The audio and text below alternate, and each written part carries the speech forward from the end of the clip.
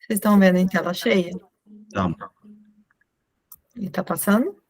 passou, voltou. Aí. Beleza. Então, vamos. Boa noite, pessoal.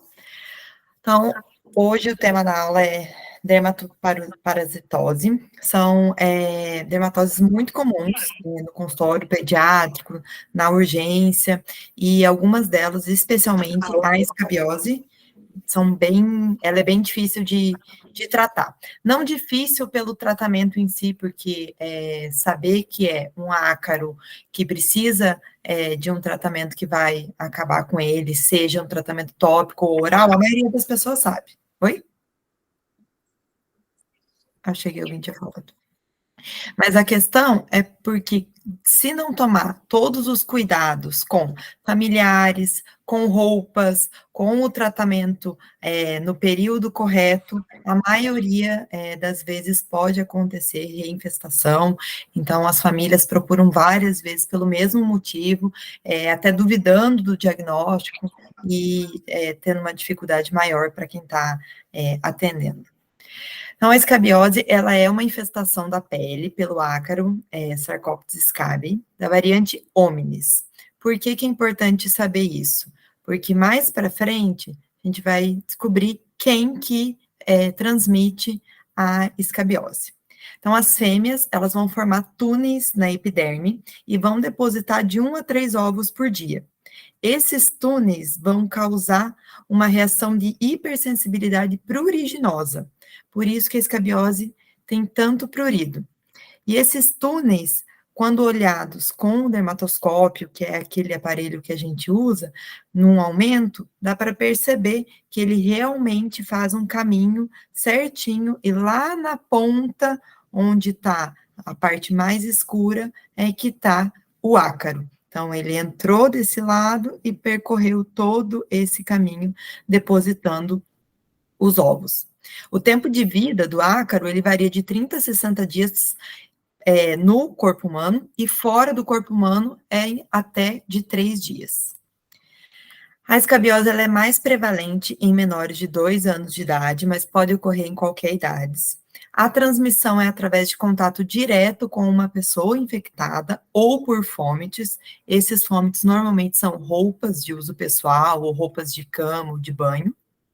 Os sintomas, eles vão começar de 3 a 6 semanas depois do contágio, quando é uma infestação primária, e de 1 a 3 dias na reinfestação.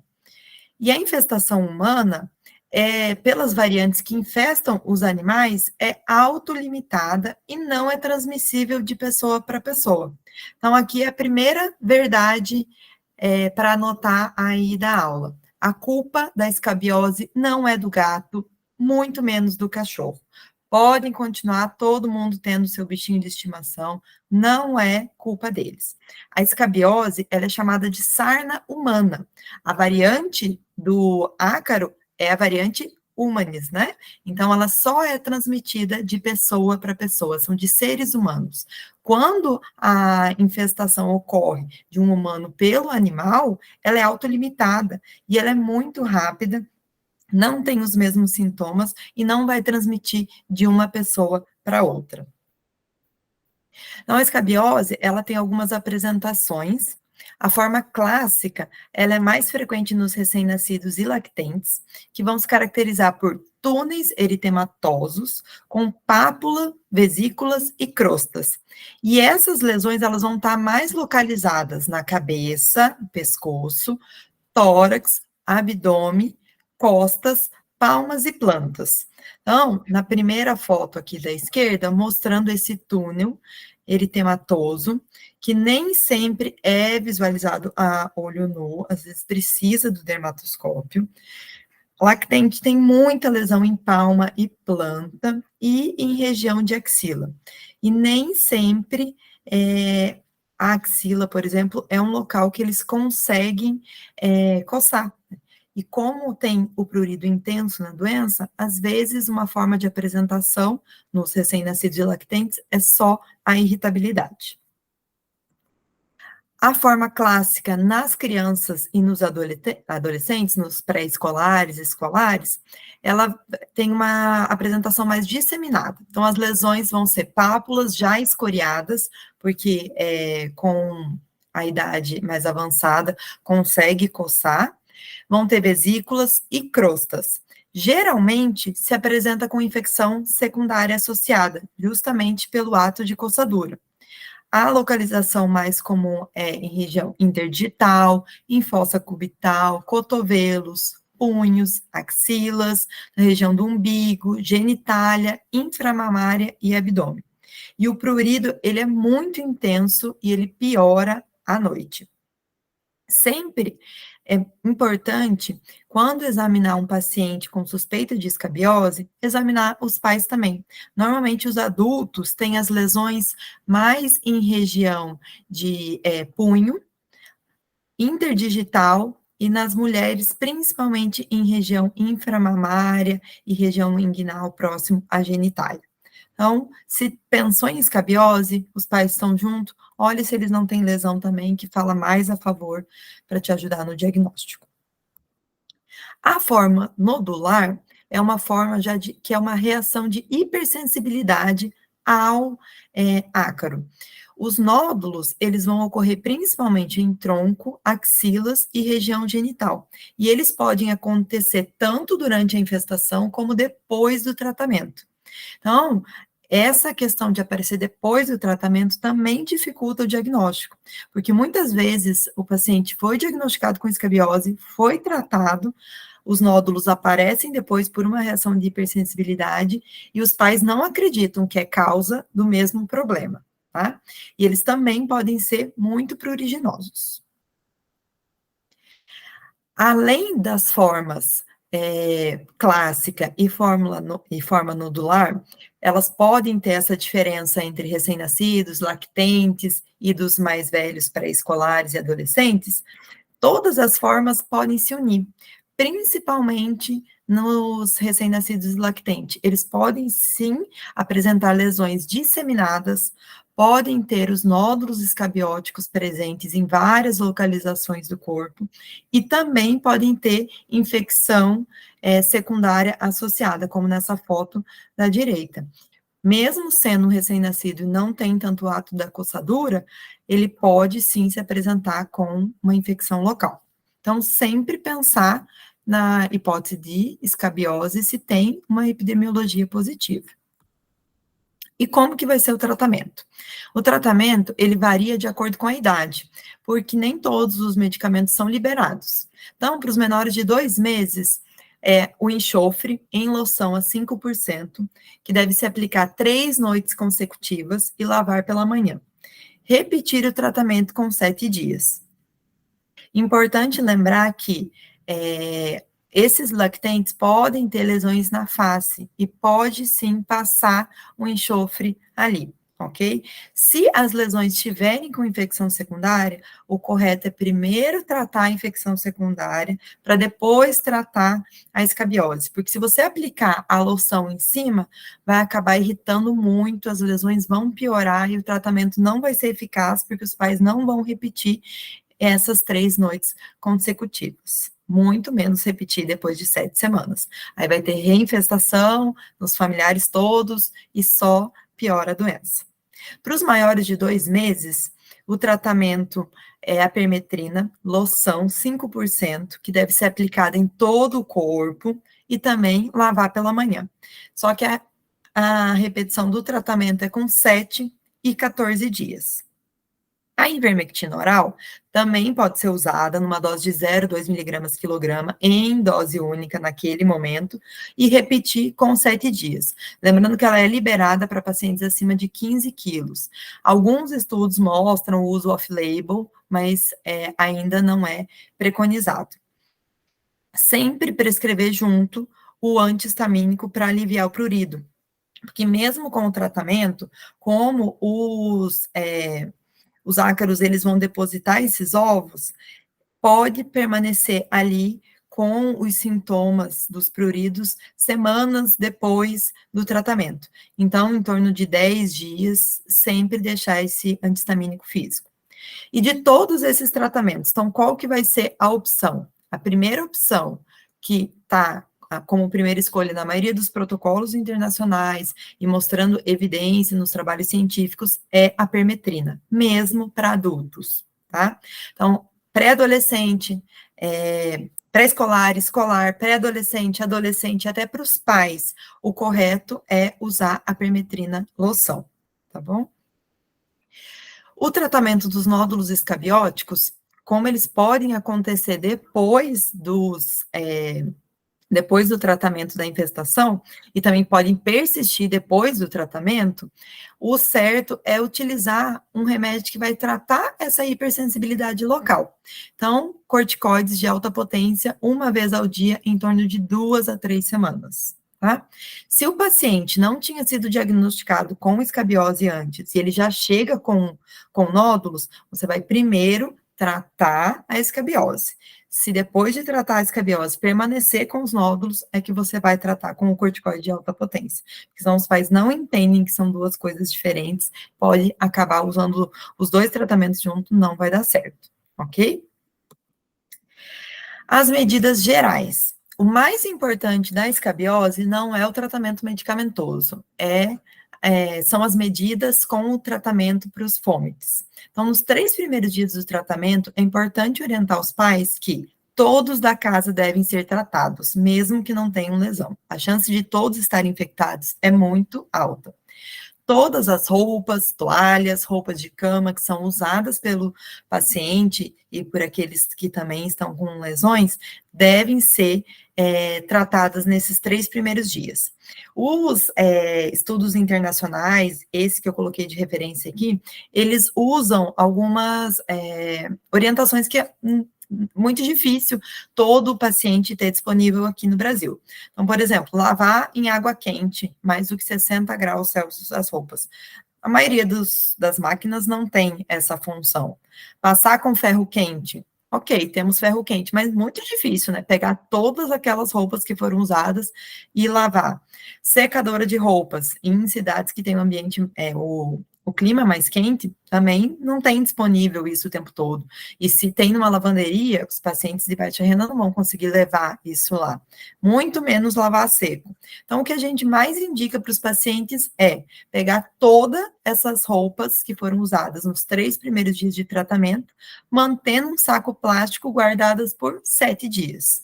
Depois de 7 dias, não tem mais ácaros viáveis ali que possam causar de novo uma infestação nos pacientes. Então, para fechar a escabiose, lembrar que é um prurido intenso que piora à noite, principalmente.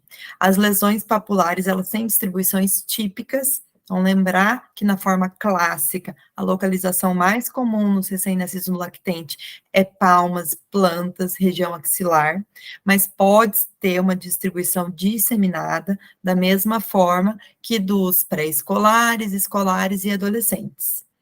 Se tem epidemiologia positiva, tem alguém em casa que está com sintomas, também tem que tratar. Então, sempre que possível, examinem os pais. Vocês com certeza vão achar alguma lesão ali que vai te ajudar no diagnóstico. E lembrar que a permetrina 5% é o tratamento de primeira escolha e quem passa escabiose é ser humano, não é culpa dos doguinhos e dos gatinhos, ok? Alguma dúvida aqui?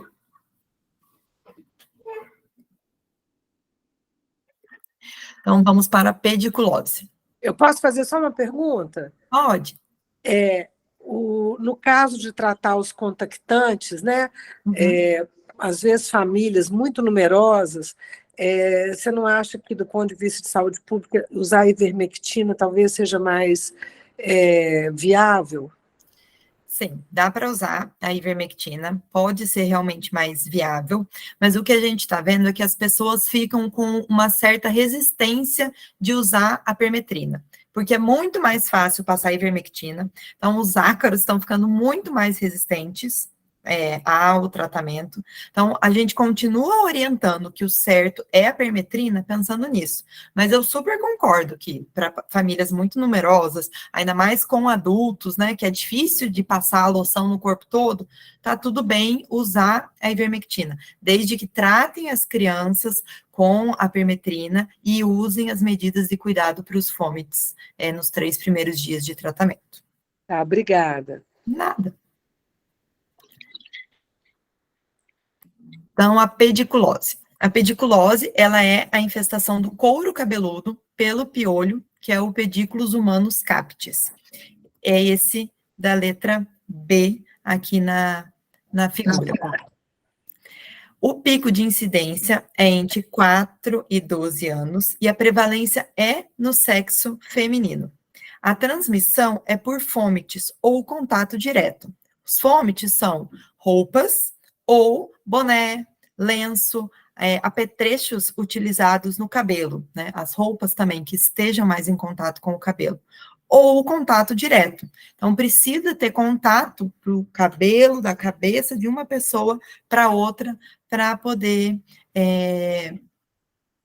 pegar o piolho e causar a doença. Então, a segunda verdade da aula é: piolho não pula e não voa, tá? Ele só anda.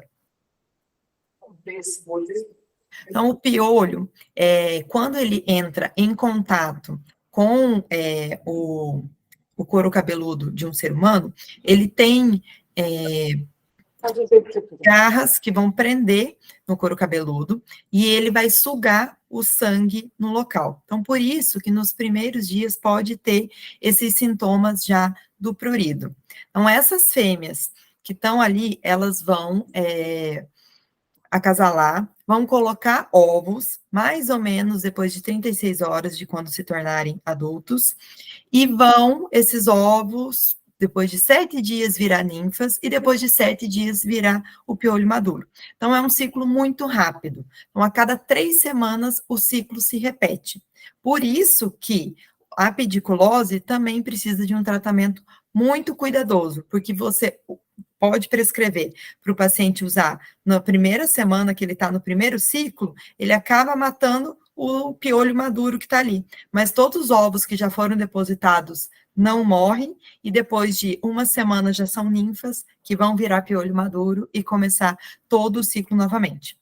As fêmeas, elas vão viver cerca de 30 dias e elas vão pôr cerca de 10 ovos por dia. Então, além de terem um ciclo rápido, elas também são muito reprodutoras.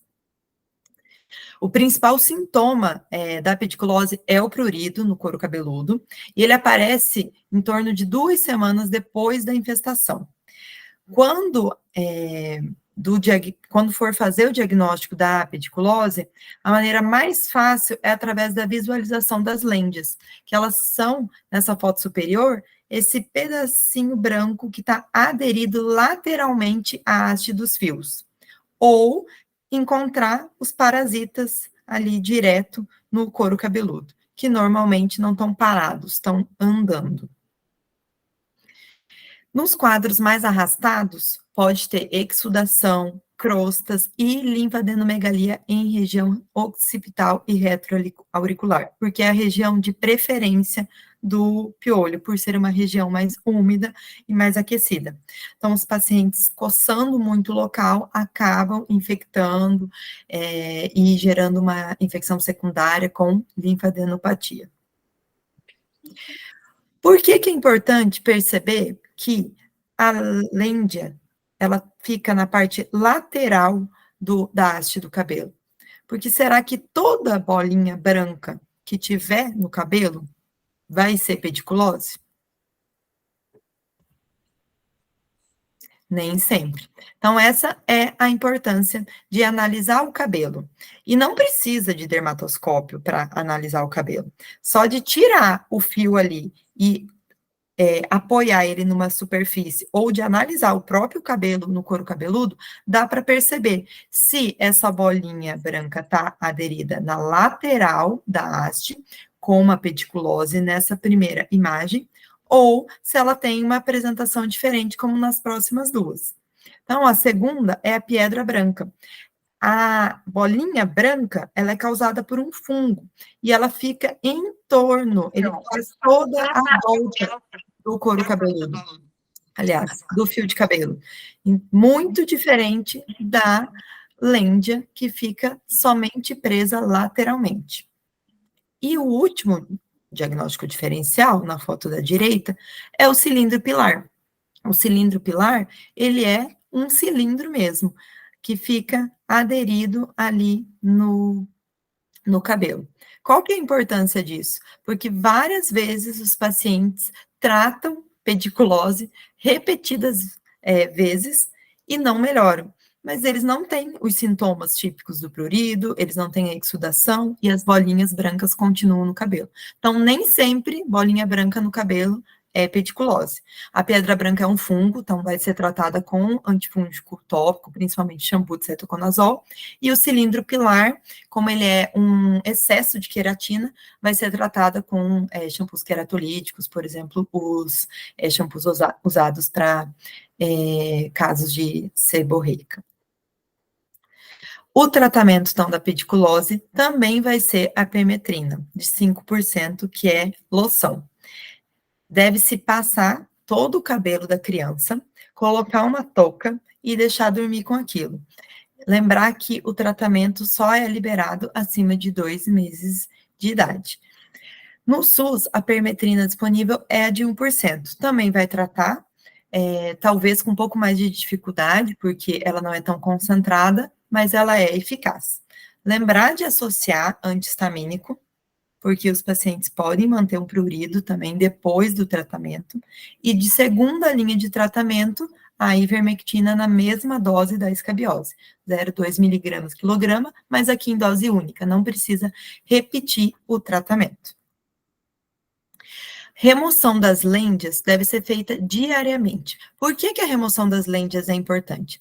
Porque quando o paciente usa a permetrina, vai matar o bicho. Ela não consegue matar os ovos.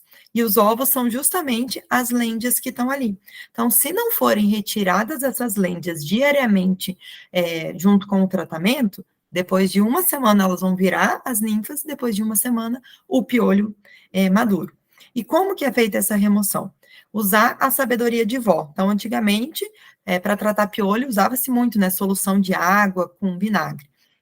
A questão é que o vinagre, o ácido do composto do vinagre, ele ajuda a diluir a quitina. A quitina é a substância que faz essa cola da lêndia no fio, que fica aderida. Então, é bem difícil de tirar a lêndia mesmo. O vinagre ajuda a dissolver essa quitina. O condicionador é para deixar mais fácil de passar o pente, e a água morna também para ajudar a diluir. Não tem uma receita de bolo, não tem uma medida certa, cada um faz de um jeito, não tem nenhum estudo científico que mostre essa receitinha aqui. Mas o que a gente recomenda, assim, no dia a dia de consultório é uma colher de vinagre para uma colher de condicionador para mais ou menos 200 ml de água. E passar essa substância ali no couro cabeludo e ir retirando essas lêndias com o pente fino. Em caso de infecção secundária, é muito comum os pacientes apresentarem nessa região occipital.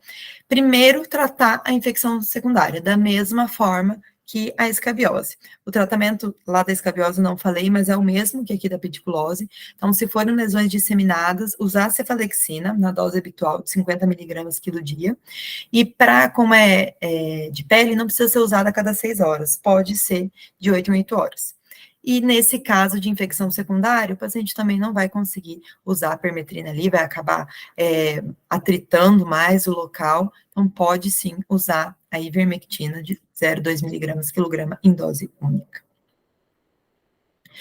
Então, alguns recados importantes da pediculose. Cabelo curto, limpo e cheiroso pode sim ter muito piolho. Então, não é uma questão de higiene. O piolho, ele vai passar do contato de um cabelo para o outro. Então, nas crianças, na escola, de brincar, de ficar junto ali, de deitar junto quando é creche, né? Porque às vezes eles tiram a soneca, dependendo se for horário integral. Então, não é Higiene, cabelos limpos, pode acontecer do mesmo jeito. Lavar o cabelo todo dia com shampoo comum não vai evitar de ter a doença, e também não tem uma forma de prevenir. Então, muitas mães, né, procuram, porque tem um coleguinha que tá com piolho, dormiu na casa de um amiguinho que tá com piolho, eu quero dar alguma coisa para poder prevenir dele pegar. Não tem nenhum tratamento de prevenção. A única orientação é analisar os cabelos, ver se tem ou não lêndias ali. Se tiver, começar a remoção com pente fino, se tiver piolho, fazer o tratamento junto. Mas não existe nenhum tratamento 100% eficaz. Por isso que a remoção das lêndias, lembrando do ciclo, é o passo principal para fazer o tratamento. Alguma dúvida aqui, pessoal?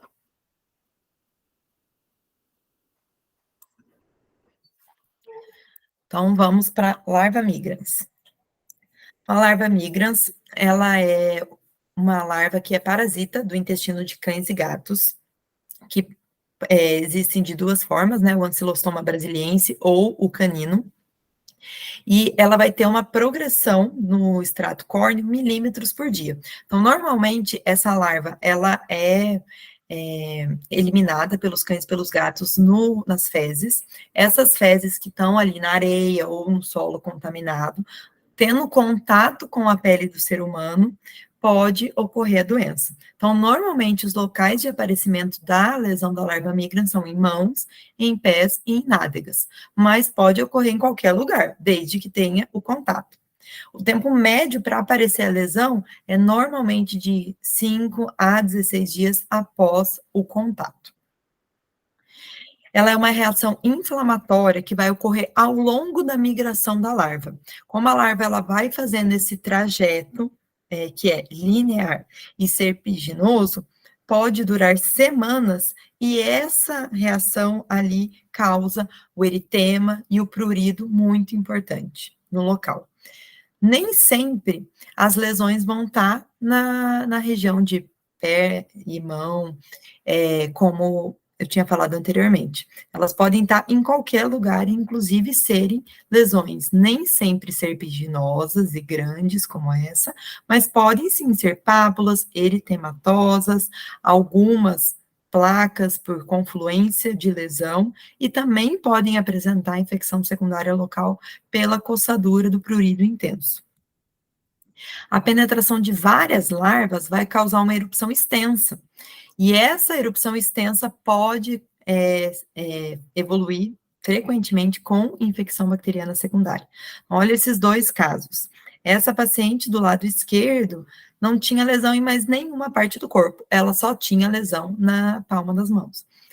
Na palma, né? Porque palma é só da mão mesmo. E a história era muito característica. Tinha ido para a praia, estava de roupa, porque estava meio frio, mas ficou brincando na areia com as mãos descobertas. Então, depois de 2 semanas, estava com prurido intenso no local, e com o diagnóstico de larva migris e o tratamento correto, melhorou completamente. Já do lado direito, uma erupção bem extensa, provavelmente ficou sentada no local que tinha muita larva, para ter, assim, tanto a porta de entrada, e também já apresentando infecção bacteriana secundária. Olha quantas crostas aqui, né, melicéricas, algumas crostas hemáticas, tudo pelo ato da coçadura. Então, o tratamento, ele é dividido em oral e tópico, e também deve se associar o antihistamínico, cerca de 10 dias, porque o prurido pode permanecer dias depois do tratamento. A melhor opção para o tratamento, a primeira escolha, é a opção oral. Aqui sim, para os fãs de ivermectina, ela entra como a primeira opção do tratamento, mas um tratamento que os estudos estão mostrando muito eficaz é o albendazol, na dose de 400 miligramas, 3 dias. Também pode-se usar o tiabendazol, 25 miligramas quilo dia, de 12 em 12 horas, 5 dias. Qualquer uma dessas 3 opções é primeira escolha e tem boa resposta. O tratamento tópico, ele é feito com o tiabendazol creme na concentração de 5%, 3 vezes ao dia e 10 dias. Ele não é o tratamento de escolha, primeiro porque os pacientes têm dificuldade de ficar passando o medicamento na lesão durante tanto tempo, ainda mais com o prurido intenso. Normalmente, as medicações orais, os pacientes relatam uma melhora mais rápida com o tópico. E também porque anda mais difícil de encontrar o tiabendazol creme disponível. Então, a primeira escolha acaba sendo oral. E por último, mas não menos importante, a tungise, que também é uma dermatoparasitose. Ela é causada pela pulga Tunga penetrans, que é popularmente conhecida como bicho de pé. Ela vive em locais secos e arenosos, principalmente de zona rural. Então, os ovos, as larvas e as pulpas das pulgas, elas vão sobreviver nesses ambientes durante meses. Então, por isso que é muito comum os pacientes que são de zona rural apresentarem várias lesões.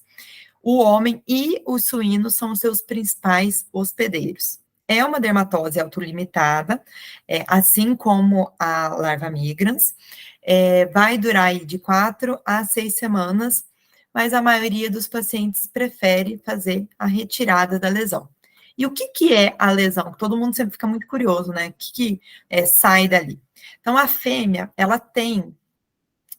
né, da tunga, ela tem a fronte pontuda, e ela usa essa fronte pontuda para penetrar na pele depois da fecundação. O macho, ele não tem essa capacidade. Então, depois de fecundada, a fêmea, ela vai penetrar na pele, e o corpo dela vai ficar todo lá dentro. O ânus, ele fica exteriorizado, para poder eliminar os excrementos e os ovos. Depois de uma semana que essa fêmea está já dentro da pele, ela vai atingir o tamanho mais ou menos de uma ervilha, de tantos ovos que ela tem ali no abdômen. E eles vão ser expelidos quando completar o ciclo. Por isso que ela é autolimitada. Então, depois que ela expele os ovos, ela vai acabar, né, saindo, ou com a própria lesão inflamatória local da pele, ela é expulsa. Mas os ovos que foram eliminados vão acabar gerando novas pulgas que vão completar o ciclo depois da fecundação. Então, a tungise, ela é geralmente assintomática, mas alguns pacientes falam que tem um prurido ali na fase inicial e que depois ela é seguida de dor. São pápulas branco-amareladas e tem esse ponto negro central, que é justamente a porção posterior da fêmea, onde vai ocorrer a eliminação dos ovos. A localização mais comum é na região inferior, então nas pernas e nos pés, porque é o local onde mais vai ter contato. E o tratamento é a extração da pulga com agulha estéril. Então, é furar ali e tirar toda ela para poder ter o tratamento eficaz. Quando se tem uma infestação muito extensa, muitas lesões, como tem relatos, a ivermectina em dose única pode ser eficaz, e na mesma dose todas as outras, de 0,2 miligramas por quilograma. Ok? Então, agora uma questão uma prova de concurso, de um concurso do Paraná, que teve alguns anos, de 2018, só para a gente fixar. Então, quero a ajuda de vocês. No que se refere às dermatoparasitoses comuns na infância, numere a coluna da direita de acordo com a correspondência da coluna da esquerda. Então, caracteriza-se por trajeto serpentinoso e prurido intenso. Qual que é?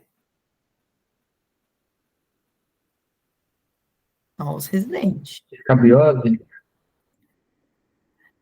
É o 3. Hã? É a larva migras, não é? Isso. Ó, quem falou escabiose, não deixa de estar todo errado, porque lembrou do trajeto serpentinoso, lembrou do túnel. Mas o túnel da escabiose não é o mesmo trajeto serpentinoso da larva migrans. Então, essa diferenciação fica um pouquinho mais difícil. A questão podia até dar uma brecha para como é que fala? Recurso. Para recurso, mas foi dado como a larva migrans mesmo.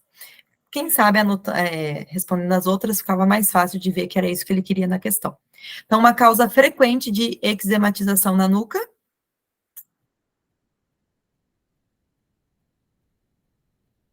Vamos lá. Pediculose. Muito bom. Nossa, Mari, é você? Chegou aí. É, Pápula. não, é uma voz parecida, mas não é ela não. Ah, não? Camila. Parecia a Mari. Pápula amarelada com ponto negro central.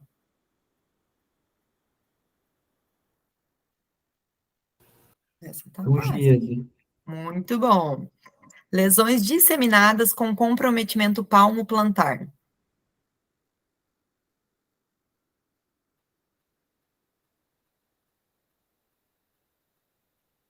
Aí é escabiose.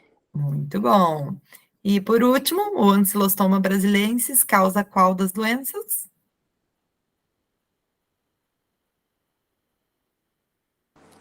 A larva migrâneas. Muito bom. Então, a resposta era a letra C. Vocês estão de parabéns, nota 10. Muito obrigada, pessoal. Estou à disposição se tiverem alguma dúvida.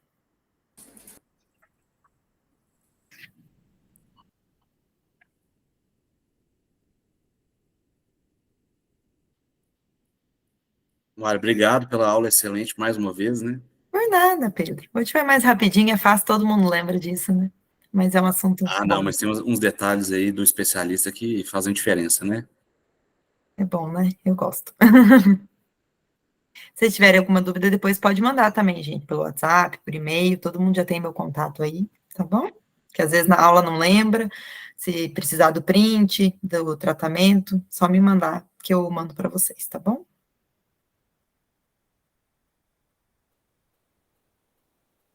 A gente quer o slide, Mari, para colocar para os outros meninos que não vieram.